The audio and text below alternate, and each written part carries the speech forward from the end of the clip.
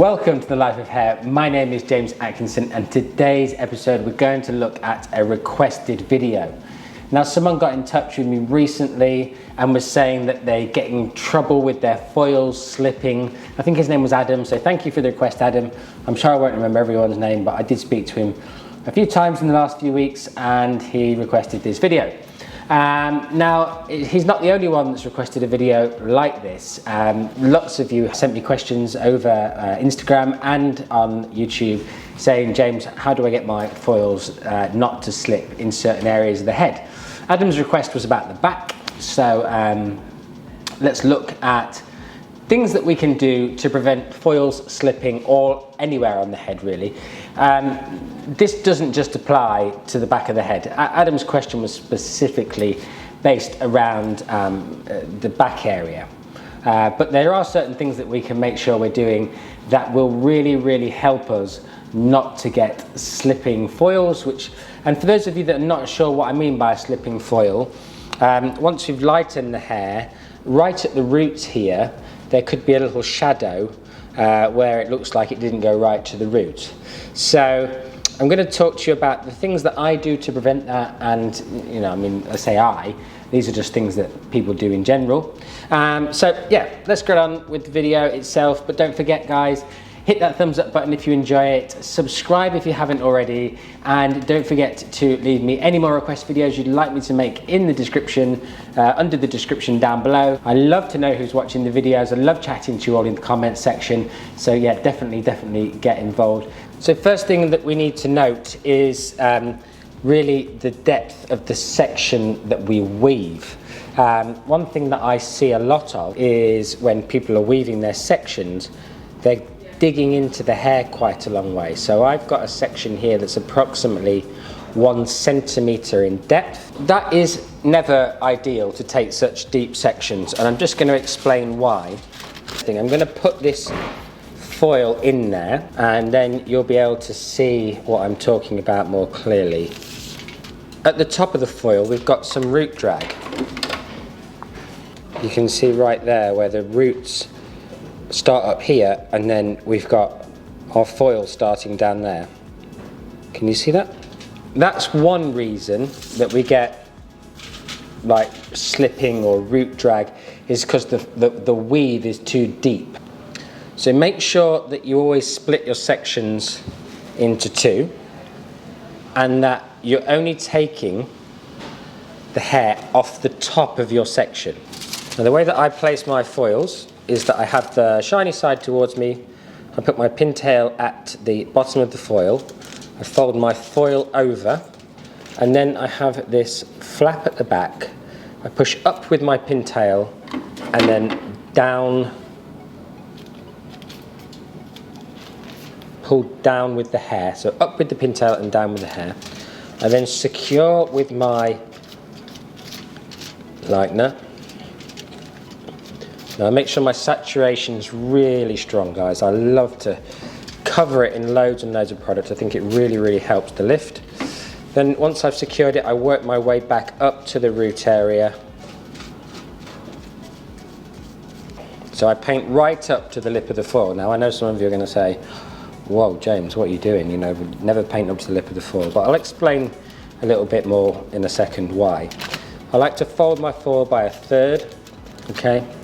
And then 1/3 again, right up to meet the section from my section above. Then I lift my foil up, and then underneath the back here is a little gap, and then I close that gap up using the tail of my pintail. This foil is just the same width as the section, and it's very tight on the corners. Now if you fold your edges, the corners will get pulled in and you'll have dark corners. Whereas if you use a wide foil, which is much wider, you can cover these sections much more easily. Now, like I was saying, there's mixed opinions on these type of foils, because a lot of people are saying, well, the foil's much wider than their tail comb. It doesn't really bother me actually, because these are plastic tail comb anyway, but it doesn't have a ridge in it where the handle meets the tail. Anyway, Let's look at the way I put the foil in one more time, just for the sake of repetition. Shiny side facing me, pintail in at the bottom, push with my tail comb up, pull down with the hair. I simply secure the ends of the foil just to make sure my foil stays in place. I work my way right up to the root area, right up to the lip of my foil. Lots of people obviously don't recommend this, but because of that little flap I've got underneath, actually it's quite okay. Fold by a third again, right up to the underneath of that section, lift it up, grab it like a crocky style grab, push the back, and then secure the edges. And that means that your foil is perfectly in place and in there is no gap at the back. So as you just saw, putting the foil, using that extra wide foil, making sure that there's no corners being dragged into the foil makes a lot of difference, especially in the back sections where the foils, where it tends to get wider.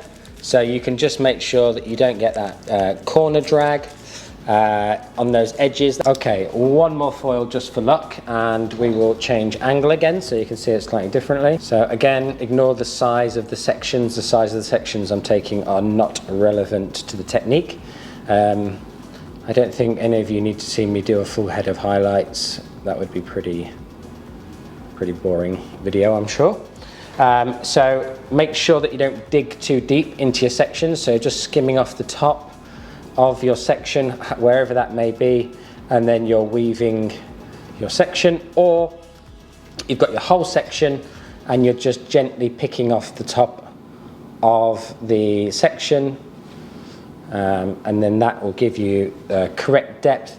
The finer the better, guys. If you're really struggling, go fine, okay? I know going fine, you'll think it takes more time, but you'll be surprised that it's not that bad in terms of time, and actually you'll get a much better result. So shiny side facing towards me, pintail at the bottom, fold under, push with my pintail up, pull with my hand down, secure with my lightener, paint it through towards the ends. Heavy saturation, guys. Heavy saturation is really important. Heavy saturation is really important for great lifting results. Work right up to the lip of the foil, controversially. Because of that underfold, you don't need to worry too much about having that painting right up to the edge of the foil. Fold by a third again, right up. Secure the back in tight, and then there you have it. Nice, neat, even foil. You'll have no slippages, nothing to worry about. It will make life a piece of cake when it comes to foiling, and this can go everywhere on their head. Follow these rules. Fine sections, fine weaves or slices. The fineness determines how close it will be to the root. Make sure that when you secure your foil, you secure it really firmly. Saturate right up to the lip of your foil, especially if you've got that underneath portion to save your day. And also, some bleaches don't swell, so check from your manufacturer whether your bleach swells or not, because I use Redken and their bleaches don't really swell, especially if you mix them in a 1 to 1.5 ratio, 1 part powder to 1.5 parts peroxide, and that doesn't swell, so you won't get any kind of excess bleeding or anything like that. And then also, folding your edges is helpful, but follow these rules and you'll be loving foiling. It will not be a challenge to you any longer. Don't forget, if you want to look at the pre-section though, I'll put that here just so that you can click on it and see. Don't forget, if you've enjoyed this video, then hit that thumbs up button. I hope it's helped you, Adam. And for all those other guys that have asked me on the comment sections on my social media channels for this particular video, and if you've enjoyed it, then please subscribe if you haven't already. And thank you to those of you that have subscribed. It is a massive honor that you watch me week in, week out for my videos. And don't forget, talk to me down in the comments. I love speaking to you guys. I try my best to respond to all of your messages. And if I have never responded to your message, sometimes I don't see them. And then I go through my videos and I see that I haven't responded to you. So really sorry if I didn't get back to you at some stage. If I do see your message, I will ultimately I will respond straight away. Great, have a lovely week and I'll see you really, really soon.